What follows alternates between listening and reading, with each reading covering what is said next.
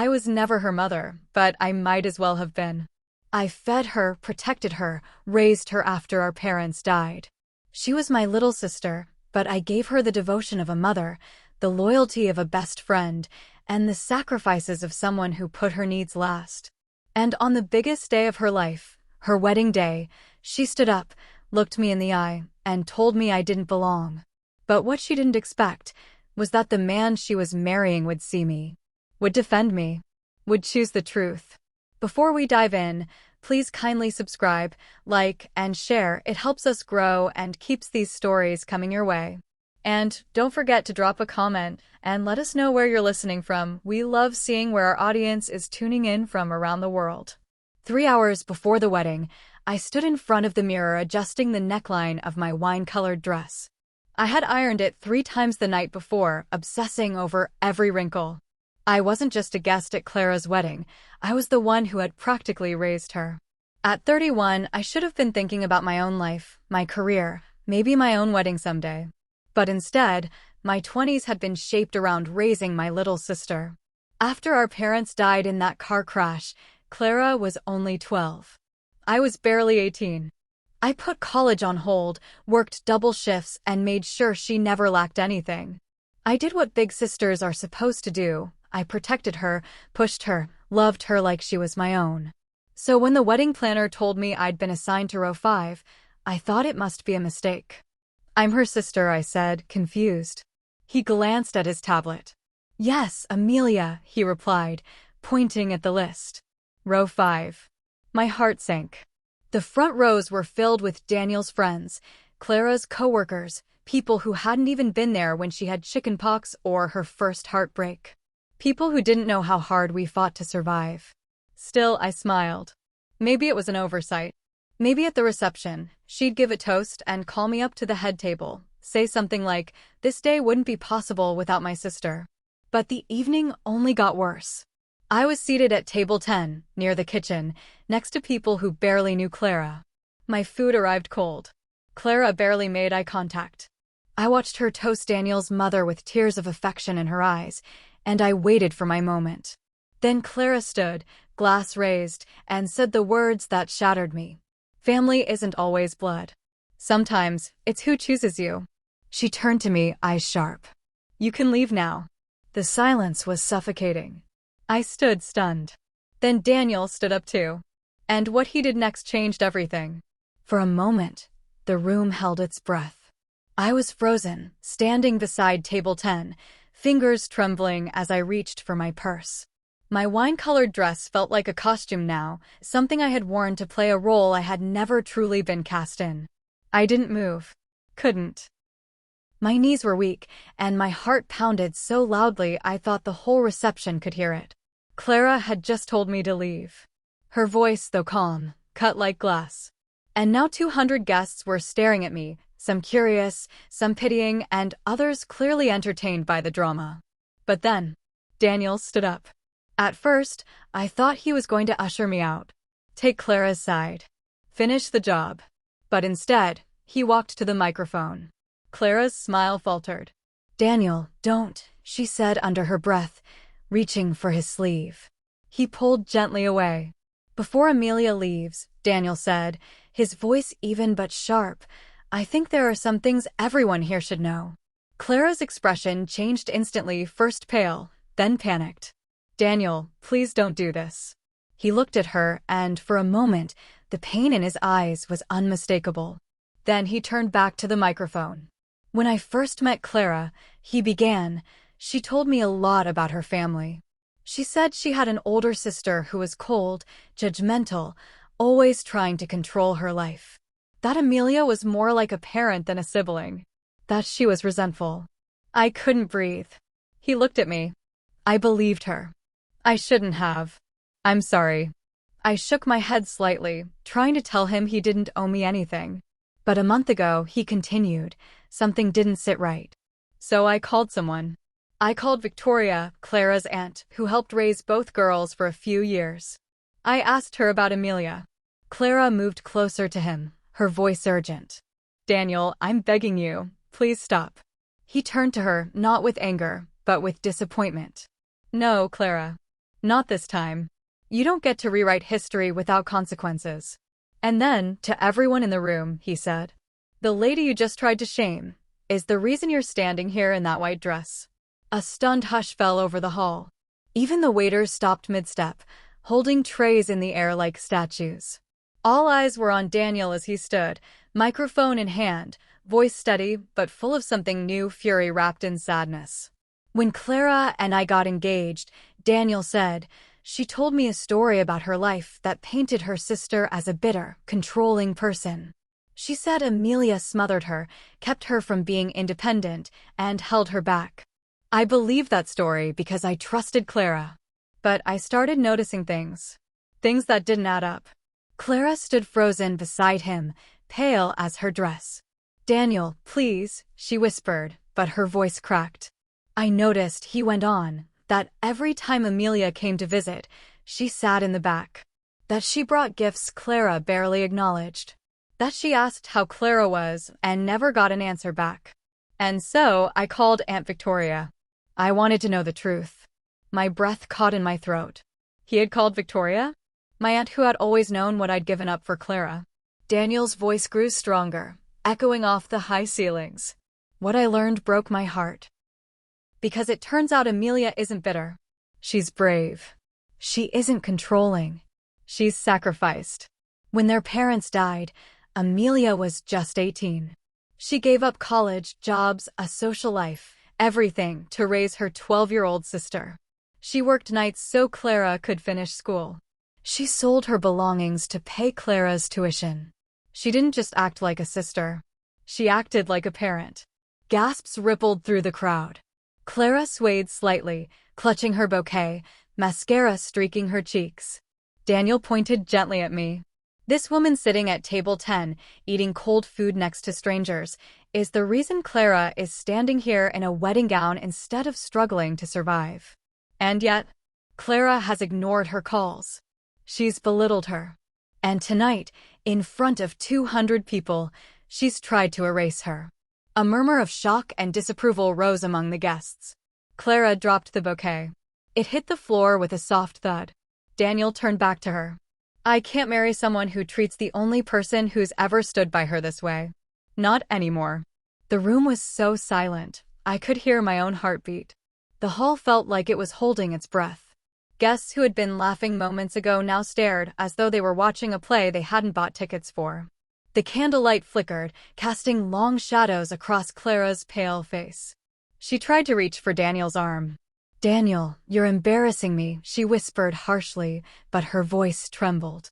He didn't pull away violently, but he didn't let her stop him either. No, Clara. You've embarrassed yourself. And you've humiliated the person who gave you everything.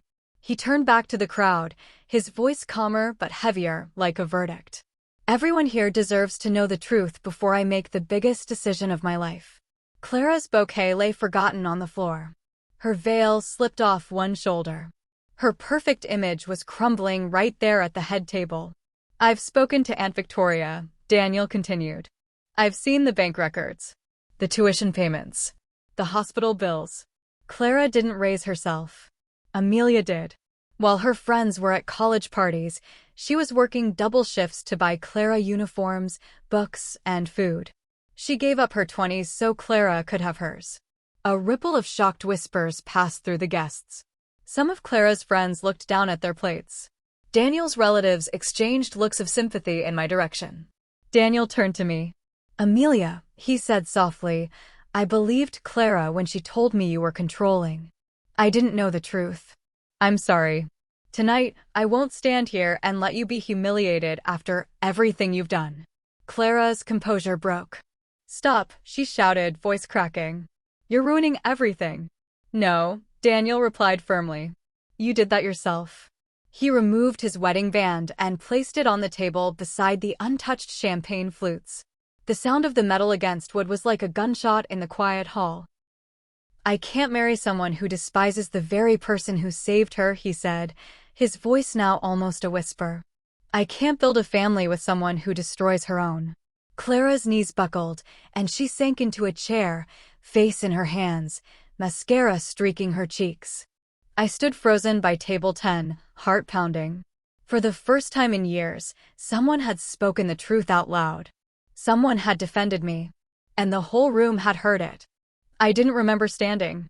One moment I was frozen beside table 10, the next I was walking, not toward Clara, but toward the exit. Each step felt like peeling away years of pain. Clara's sobs followed me, faint beneath the stunned silence of the hall. Amelia, wait. Please don't go. I didn't mean. But I didn't look back. I heard heels clicking, whispers swirling, someone's phone buzzing with what I knew would be the first of many messages. You won't believe what just happened at Clara's wedding. By the time I reached the garden outside, the air was cooler, quieter, like the night was giving me space to breathe. I sat on a bench, hands trembling, still trying to understand what had just happened. The humiliation. The honesty. Daniel's words. I wasn't sure what I felt. Relief? Sadness? Maybe both. Then my phone buzzed. Victoria. I answered with a shaky voice. Hey. I just got off the phone with Daniel, she said, her voice tight with emotion. He told me everything. Are you okay? I let out a breath I hadn't realized I'd been holding. I don't even know. I think I'm done begging to be loved. You should be, she said firmly. What Clara did tonight. That wasn't just a mistake. That was cruelty. And Daniel, that man has more integrity than most. I looked up at the glowing windows of the reception hall. I could still see figures moving inside, the guests, the staff, Clara. I gave her everything, I whispered. Everything. I know. But it's time to start giving to yourself now. A black car pulled up. It was Victoria. She had come to get me. I'm taking you home, she said when I got in. No more standing in the 5th row of your own life. That night, I lay on her couch with a blanket wrapped around me and a cup of tea in my hand. For the first time in years, I slept deeply. And dreamt of a future that didn't include begging to be seen. The next morning, sunlight streamed through Victoria's kitchen window like a soft invitation. I sat at her table wrapped in one of her oversized cardigans, sipping coffee and staring out at nothing in particular. My body felt like it had been through a war, but somewhere deep inside me, there was space. Not joy. Not yet. But space. Victoria placed a fresh croissant on my plate and sat across from me. So, she said gently, what do you want to do next? I didn't answer immediately. For so long, my life had revolved around Clara, her needs, her dreams, her future. The idea of redirecting all that energy back to myself felt foreign. But it also felt right. I want to live for me now, I said quietly. Not just survive. Actually live. She smiled. About damn time. We spent the next few days slowly packing up my things from my apartment, an apartment still filled with framed photos of Clara's milestones.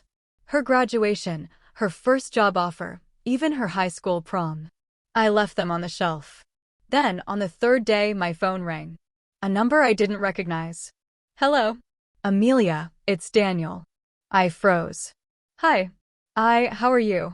Better, he said honestly. Exhausted. Heartbroken. But better. We were quiet for a moment. I wanted to call you sooner, he added, but I figured you needed space. Still, there's something I'd really like to talk to you about. Can we meet? I hesitated. Is this about Clara? No, he said, voice steady. This is about you. I agreed to meet him at a small cafe downtown. When I arrived, Daniel stood up immediately, pulling out a chair for me. His eyes were tired, but clear. Focused. I've been thinking a lot, he began. About everything I learned. About what you gave up. Anne, I want to build something that honors women like you. I blinked. What do you mean? I want to open a women's center. For women who've been forgotten. Disrespected. Made invisible. He leaned forward. And I want you to help me lead it. 6 months later, I stood in front of a tall glass building with the sun warming my face. On the polished stone above the entrance were silver letters that shimmered in the light. New Dawn Women's Center. For the women the world forgot. My reflection stared back at me in the glass doors, same eyes, same heart, but a completely different woman. My hair was shorter now, my wardrobe brighter, my smile no longer tentative. I had become Amelia again, not just the sister, Not the forgotten one, not the sacrifice. Daniel walked up beside me, dressed in his usual simple style, but glowing with pride. You ready? He asked. More than I've ever been. We stepped inside. The lobby buzzed with energy, women of all ages chatting, laughing, checking in for workshops. There was a bulletin board filled with photos from job fairs, self-defense classes, group therapy sessions. I spotted Linda, a woman in her 50s who had arrived broken after her children abandoned her. Now she led a crochet workshop. Fatima, a quiet survivor of emotional abuse, now ran the morning yoga class. Soledad, who once sat in the corner afraid to speak, had become our loudest voice during community meetings. And then came my turn to speak at the podium. I used to think my worth was tied to how much I could give others, I began, looking out at the crowd. I poured everything into someone I loved. And one day, she told me to leave. Gasps of recognition. Nods of understanding. But what I didn't know then was that walking away would lead me here, to women who don't just need to be saved. They need to be seen. Applause swelled around me, but something at the back of the room caught my eye. Clara. She stood quietly, dressed in jeans and a plain blouse, no makeup, no armor. She didn't interrupt. She didn't beg. She just listened. After the event, she approached slowly. Hi, she said. Hi. I've been in therapy, she added. I volunteer at a shelter now. I read about the center online. I'm proud of you. I nodded, cautious but calm. Thank you. I know I'm not owed anything, Amelia, she said softly. But I'd like to try to know you again. Not as the sister I took for granted, but as the woman you've become. I looked at her for a long moment. And I saw not the sister who had hurt me, but a woman trying to heal herself, just like I had. I don't need you to complete me anymore, I said. But maybe we can learn how to be in each other's lives again. Slowly. Honestly. She nodded, eyes watering. Whatever it takes. As she walked away, not expecting a hug or permission, just leaving the door open, I turned back to the center, where laughter and light filled every corner. I had rebuilt my life not as someone's shadow, but as someone's light. And as the sun dipped lower into the horizon, I smiled to myself. New Dawn wasn't just the name of this center. It was my story now. My beginning.